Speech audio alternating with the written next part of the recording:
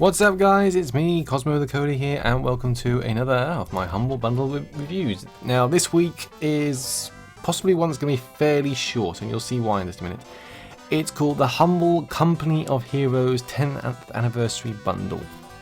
And as you can pretty much guess, it pretty much only contains Company of Heroes games and bits and pieces.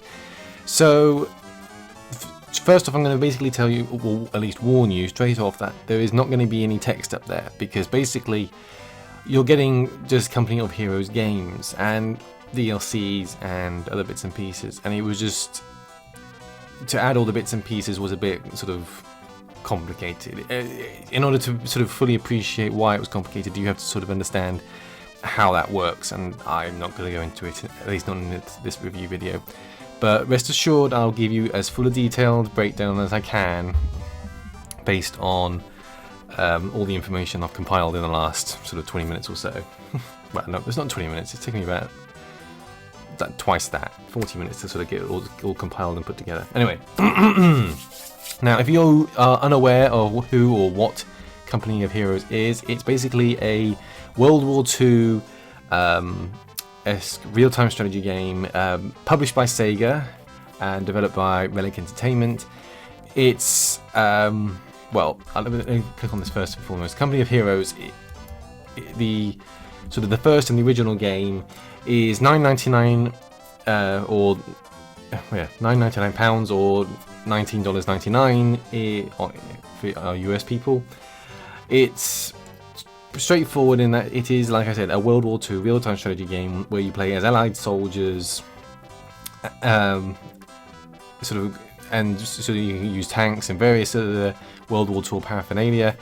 It is considered to be one of the best real-time strategy games. It's sort of in the top list of them because it is an extremely well-made, extremely versatile real-time strategy game. The reviews speak for themselves, 92% recently, 95% overall, and 93% on Metacritic. It's in various top lists of, I've said that already, haven't I? Real-time strategy games, sort of like Rock, Paper, Shotgun is in at number 18, and it's got countless awards and everything. So, based on the reviews alone, it's well worth at least just $1. Pay $1 and you get a game that's considered one of the best real-time strategy games out there. Now, the rest of these games are all the same price. They're all £9.99 or $19.99, and they all have a little bit of a sort of vary in what they all are. Opposing Fronts is basically sort of an expansion to the game, where you basically get to control British soldiers. So basically, each sort of add-on adds a new sort of group of units. Tales of Valor expands it with new missions and new units and new battlefields. So in general, you're getting more content in this case. Now here's where things get a little bit, I suppose, not weird, but a bit sort of complicated to explain. The next part, Company of Heroes 2, the Western Front Armies, is basically, is a standalone multiplayer thing to do with Company of Heroes 2. And it basically allows you to play as one of two groups. This one is the Oberkommando West, and further down in this green tier, you've got one for the US forces. So basically, it's sort of a standalone thing if you're into multiplayer more than the actual single-player stuff in Company of Heroes 2. But I'll talk about Company of Heroes 2 in just a minute. Now, I know I didn't give you the review scores for the other two sort of expansions. It's fair to say that they're fairly high. I mean, Opposing Fronts has 93% overall and 87 on Metacritic. And I've lost it. Oh, here we go. 83% recently, 94% overall, and 70% Metacritic for Tales of Valor. Bear in mind that Tales of Valor does not actually require you to have Company of Heroes, the original sort of game. It's actually a standalone expansion, which is pretty nifty if you don't own the first one. But considering if you buy the bundle, you will own the first one, I don't think you have to really worry about that. Anyway, now as I was saying, this is basically linked with this. The two sort of the two both basically sort of parts, and they're both priced at £9.99 each. So if you want both sections of it, you sort of got well, you basically have to spend twice as much money, and you basically get either side depending on your sort of preference. Anyway, it's kind of bonkers, but overall, it's got this sort of multiplayer expansion has only been reviewed on Metacritic. It's not actually available. No reviews are on Steam, and it's about 80%. So it's, you know, it's okay if you want to do, if you like the multiplayer aspect of it all. Getting to the main game as itself, Company of Heroes 2 is, where are we? Here we go. Is actually £19.99 on Steam. Now, I couldn't get a US price for this because basically I used steamdb.info to get a US price for this, and it was claiming that the English price for this is not $19.99, it's $9.99, which was kind of confusing. But my best guess is that it's about $29.99, give or take, you know, based on how the pricing system seems to sort of work, depending on the pounds to dollar thing, and with Brexit and everything sort of changed as well with exchange rates. So it's all, you know, it's all confusing and everything like that. Company of Heroes 2 basically is more of the same. It's except that it's not necessarily as well received as Company of Heroes 1, and I'll explain why in just a sec. But basically you get, basically in this one you play as the Soviets, or the Germans, depending on what side and faction side, with a new improved engine, new improved effects and everything, as it says, new location. So it takes what supposedly worked from the first game and adds a whole new sort of aspect to it in terms of location, units, the people that you play as, so on and so forth. Kind of like what Call of Duty did at the beginning. It sort of split it all up into different sort of factions. Or was that Medal of Honor? I always get those muddled. Well, never mind. Anyway, the reviews aren't too great. Aren't as good as the first game. 66% recently, 77% overall, and 80% on Metacritic. The general problem, I think, that people don't like about this is basically, as you'll see from sort of all the sort of extra bits that you can get, is that they've basically taken all of the content that could have been in Company of Heroes 2 and split it up over the DLCs, so it feels incomplete. The DLCs sort of add more bits and pieces, as I'll go through in just a minute, but the problem that people have with it is that it just doesn't quite feel as good as the first one, or play as good as the first one, and also that the fact that the content within the second game is basically, like I said, split up in a way that sort of feels kind of convoluted, kind of weird, but sort of strange, but sort of at the same time you sort of have to think, well, why did they do that in the first place? You know, it should all be in one package.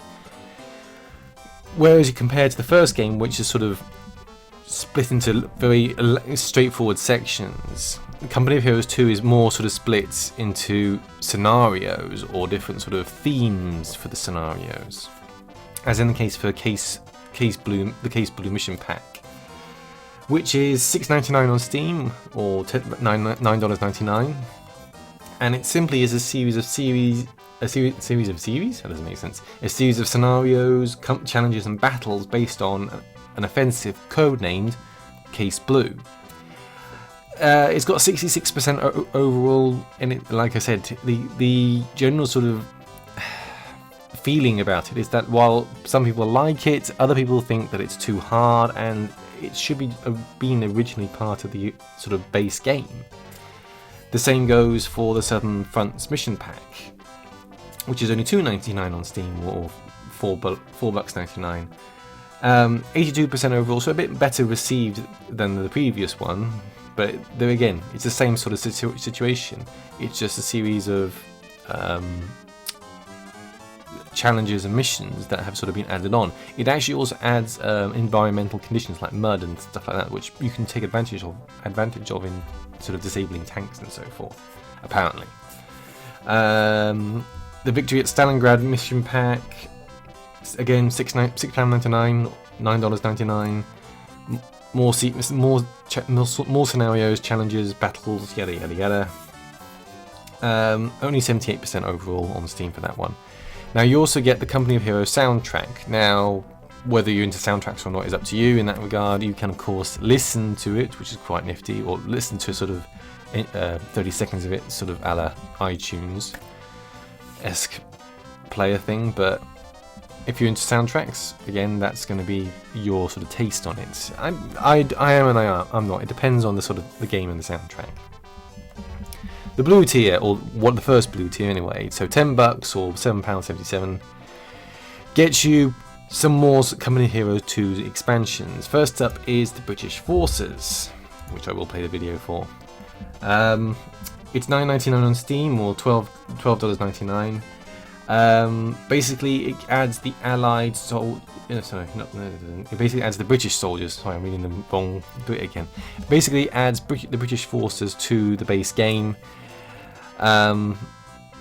It's again another part of the sort of multiplayer standalone entry in the series, and gives you a variety of new units and missions and stuff. Really, it's not that big a deal.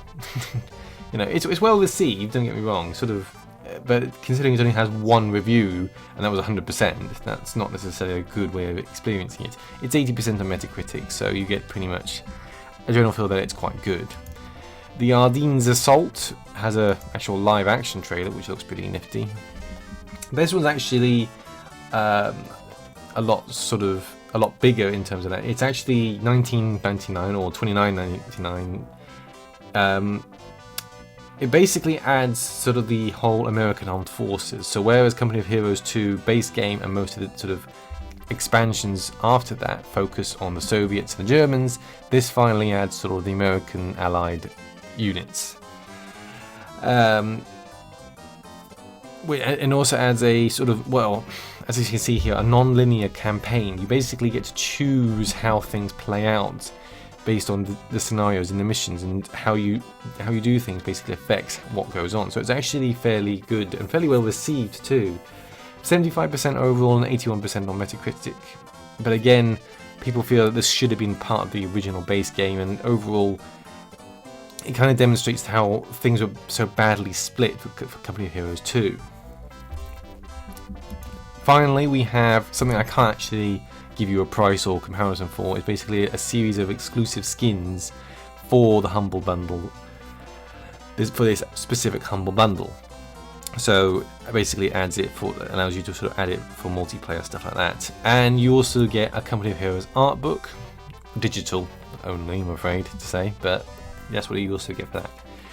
Finally, for $30, for those of you who are into t-shirts, you get a Company of Heroes nice, well, sort of special print t-shirt. Now, the last t-shirt I went for was the Sonic 25th anniversary one. I've actually got it somewhere around here. I'll probably put it back in my drawer. But, you know, I'm not really into t-shirts, so, you know, $30 for a t-shirt and this bundle isn't a bad price, but I'm not personally going to go for it, if I'm honest. But mainly the reason why is I own most of this bundle. Some of the DLC bits and pieces I don't own, and I can only assume that I've got this as part of some other bundle and everything, or something. To be honest, I can't even remember when I actually bought this, when I bought the games. So overall, I'm going to say that the bundle isn't bad. You know, it's quite a good price thing. So I will give it a fair 6 out of 10. You know, the bundle is unfortunately sort of it's locked in Company of Heroes. So if you're not into real-time strategy games or World War II strategy games, then you're not really going to like this. If you already own some of the bundle, then you have to sort of determine whether it's worth you buying this bundle just to get all the bits you don't own. I mean, some of the bits that you don't own may not be actually very good. So like I said, some of these actual sort of mission packs aren't that well received. But in general, basically, I'd say if for the price, which you're basically paying, the majority of the games in the bundle are actually priced more than the actual sort of but sort of minimum amounts for the actual sort of blue tier. So for paying for $10 will net you a pretty sweet deal. I mean, even it says $218 worth of stuff, so that's pretty good in my opinion. I can't really say much more than that, can I? Really, you know, there's not much more to say about it. So in general, it's gonna sort of divide people, because if you're not into this kind of sort of game, you really aren't going to be interested in the bundle in any real capacity. But it's worth a look at, even if it's just for paying $1 and trying out Company of Heroes. I think, you know, it's just as straightforward as that. Now, before we go to the funny end thing, I'm going to quickly mention something about last week's bundle. Now, if you cast your mind back, or go and watch the YouTube video, one or the other, you may remember that I mentioned about that purchasing the bundle at $1 basically gave you a voucher for the the add-on to the Click Team Fusion standard software, which was called the developer. What was it called? Yeah, the Fusion Developer Add-on. I had to remember what it was called. Now, this voucher was actually a 16% off voucher. Now, you'll notice that it doesn't mention it anymore. If you compare this now to the video that was done last week, you'll notice it doesn't mention the voucher anymore, because they've changed the bundle. And I didn't notice this until like Thursday or Friday, when I was actually writing up my notes and putting them on my Tumblr. They've actually added to the bundle two things. They added the Android exporter add-on, which is basically, obviously speaks for itself. You know, it adds the ability to export out to Android devices. But they actually put the developer add-on into the bundle.